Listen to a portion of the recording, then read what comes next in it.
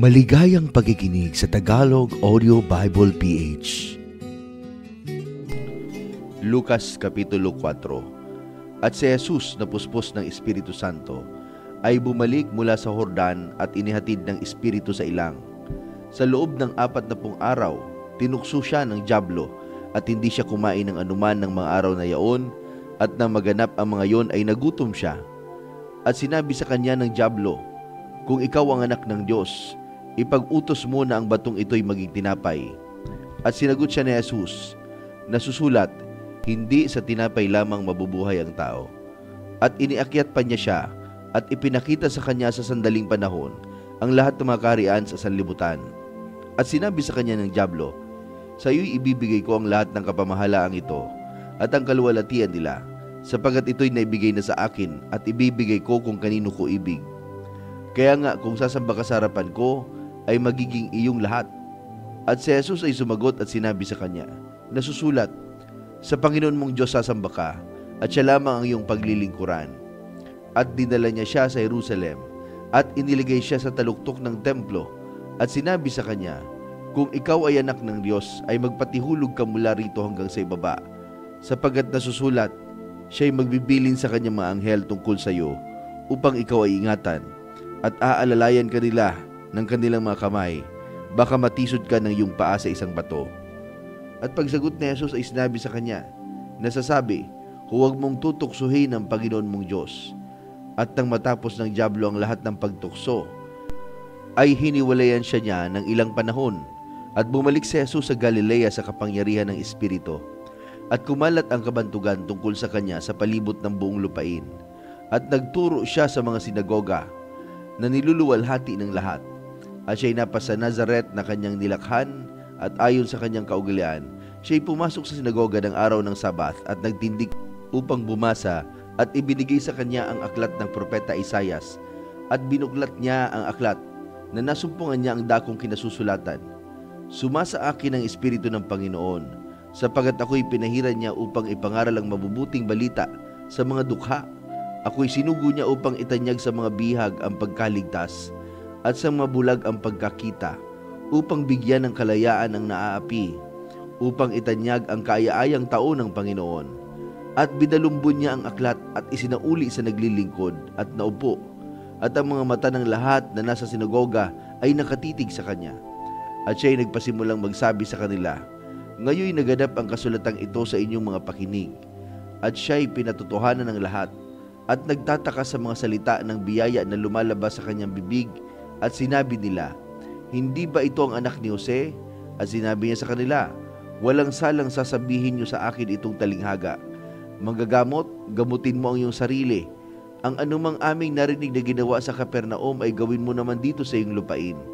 At sinabi niya, "Katotohanang sinasabi ko sa inyo, walang propetang kinalulugdan sa kanyang tinubuang lupa. Datapwat katotohanang sinasabi ko sa inyo, maraming mga balong babae sa Israel ng mga araw ni Elias, nang sarhan ang langit sa loob ng 3 taon at 6 na buwan, noong datnan ng malaking kagutom ang buong sangkalupaan.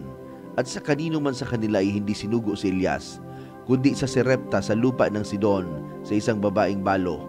At maraming kitongin sa Israel ng panahon ni Eliseo na propeta. At sino man sa kanila ay hindi nilinis, kundi lamang si Naaman sa Siro."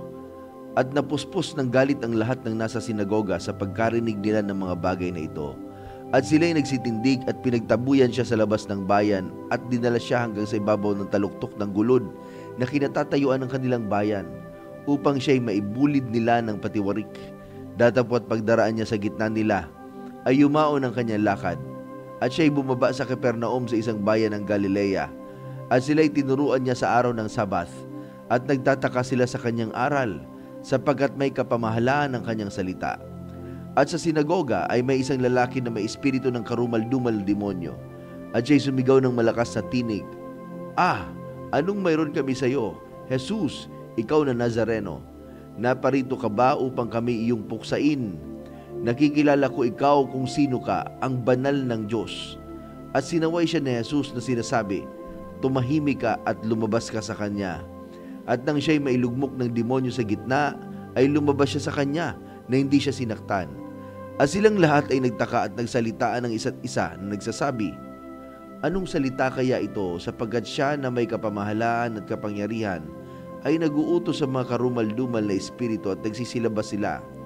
At kumakalat ang alingaw-ngaw tungkol sa kanya sa lahat ng dako sa palibot-libot ng lupaing yun." At siya'y nagtindig sa sinagoga at pumasok sa bahay ni Simon. At nilalagnat na mainam ang biyanang babae ni Simon at siya'y kanilang ipinamanhik sa kanya. At tinunghan niya siya at sinaway ang lagnat at inibsan siya at siya'y nagtindig pagdaka at naglingkod sa kanila. At nang lumulubog na ang araw, ang lahat ng may mga sakit na sari-saring karamdaman ay dinala sa kanya at ipinatong niya ang kanyang mga kamay sa bawat isa sa kanila at sila'y pinagaling. At nagsilabas din sa marami ang mga demonyo na nagsisigaw na nagsasabi, "Ikaw ang anak ng Diyos," at sinasaway sila na di niya sila tinutulutang magsalita sapagkat nalalaman nilang siya ang Kristo. At nang araw na ay lumabas siya at naparoon sa isang ilang na dako at tinahanap siya ng karamihan at nagsiparoon sa kanya at pinagpipilitang pigilan siya upang huwag siyang humiwalay sa kanila. Datapwat sinabi niya sa kanila, "Dapat namang ipangaral ko sa mga ibang bayan ng mabubuting balita ng kaharian ng Diyos, sapagkat sa ganito ay sinugo ako." At siya'y nangaral sa mga sinagoga ng Galilea. Lucas Kapitulo 5. Nangyari nga na samantalang siya'y sinisiksik ng karamihan na pinakikinggan ng salita ng Diyos, na siya'y nakatayo sa tabi ng dagat-dagatan ng Genezaret, at nakakita siya ng 2 daong na nasa tabi ng dagat-dagatan. Datapwat nagsilunsad sa mga yaon ng mga mamalakaya at hinuhugasan ng kanilang mga labat. At lumulan siya sa isa sa mga daong na kay Simon, at ipinamanhik niya dito na ilayo ng konti sa lupa, at siya'y naupo at nagturo sa mga karamihan buhat sa daong. At pagtigil niya ng pagsasalita ay sinabi niya kay Simon, "Pumaroon ka sa laot at ihulog ninyo ang inyong mga labat upang mamalakaya." At sumagot si Simon at sinabi, "Guro, sa buong magdamag ay nagsipagpagal kami at wala kaming nahuli. Datapwat sa iyong salita ay ihuhulog ko ang mga lambat." At nang magawa nila ito ay nakahuli sila ng lubhang maraming isda at nagkampunit-punit ang kanilang mga lambat, at kinawayan nila ang mga kasamahan sa isang daong upang magsilapit at sila'y tulungan.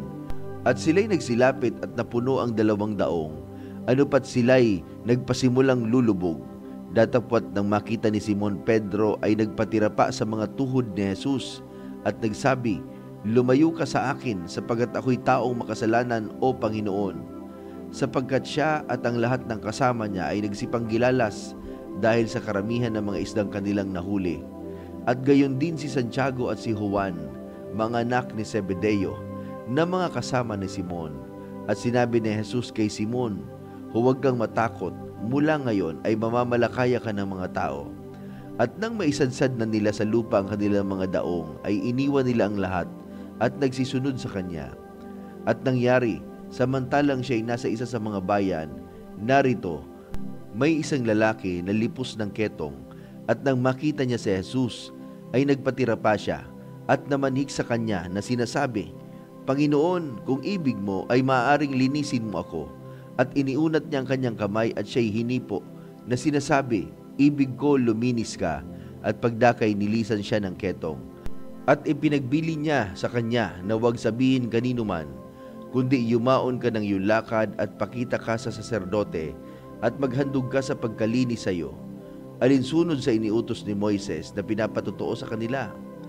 Datapwat lalo nang kumakalat ang balita tungkol sa kanya at nagkatipon ng lubang maraming tao upang makinig at upang pagalingin sa kanilang mga sakit. Datapwat siya'y lumigpit sa mga ilang at nananalangin. At nangyari ng isa sa mga araw na yaon na siya'y nagtuturo at may nakaupo doong mga Fariseyo at mga guro sa kautusan na nagsisipang galing sa bawat nayo ng Galilea at Judea at Jerusalem, at ang kapangyarihan ng Panginoon ay sumasa kanya upang magpagaling.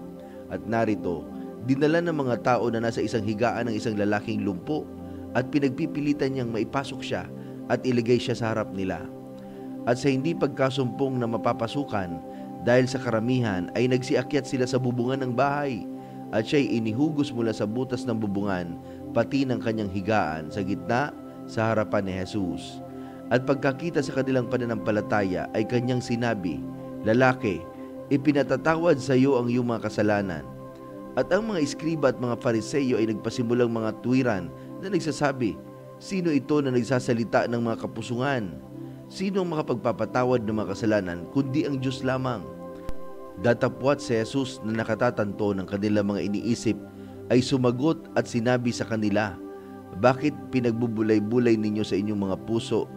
Alin ba ang lalong maagang sabihin, ipinatatawad sa iyo ang iyong mga kasalanan, o sabihin, magtindig ka at lumakad ka? Datapat upang malaman ninyo na ang anak ng tao ay may kapamahalaan sa lupa na magpatawad ng mga kasalanan.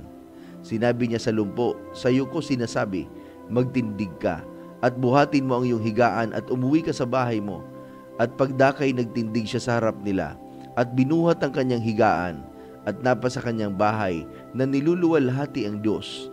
At nagsipang gilalas ang lahat at niluwalhati nila ang Diyos. At napuspos sila ng takot na nagsasabi, nakakita kami ngayon ng mga bagay na katakataka. At pagkatapos ng mga bagay na ito, siya'y umalis at nakita ang isang maniningil ng buwis na nagngangalang Levi na nakaupo sa paningilan ng buwis at sinabi sa kanya, sumunod ka sa akin. At iniwan niya ang lahat at nagtindig at sumunod sa kanya. At siya'y ipinagpiging ng malaki ni Levi sa kanyang bahay at lubang maraming maniningil ng buwis at mga iba pa na nakasalo nila sa dulang. At nangagbulong-bulungan ng mga Fariseyo at ang kanilang mga eskriba laban sa kanyang mga alagad na nagsasabi, bakit kayo'y nagsisikain at nagsisiinom na kasalo ng mga maniningil ng buwis at ng mga makasalanan? At pagsagot ni Jesus ay sinabi sa kanila, ang mga walang sakit ay hindi nangangailangan ng manggagamot, kundi ang mga may sakit. Hindi ako pamarito upang tawagin ang mga matuwid, kundi ang mga makasalanan sa pagsisisi. At sinabi nila sa kanya, ang mga alagad ni Juan ay nangaayunong madalas at nagsisigawa ng mga pagdaing. Gayon din ang mga alagad ng mga Fariseyo. Datapat ang mga iyo'y nagsisikain at nagsisiinom. At sinabi ni Jesus sa kanila, mangyayari bang papag-ayunuhin ninyo ang mga abay sa kasalan samantalang ang kasintahang lalaki ay kasama nila? Datapat darating ang mga araw at pagkainalis sa kanila ang kasintahang lalaki, kung magkagayo ay mag-aayuno sila sa mga araw na yaon. At sinalita rin naman niya sa kanila ang isang talinghaga, walang taong pumila sa bagong damit at itinagpi sa damit na luma. Sa ibang para ay sisirain ng bago, at sa luma naman ay hindi bagay ang tagping mula sa bago.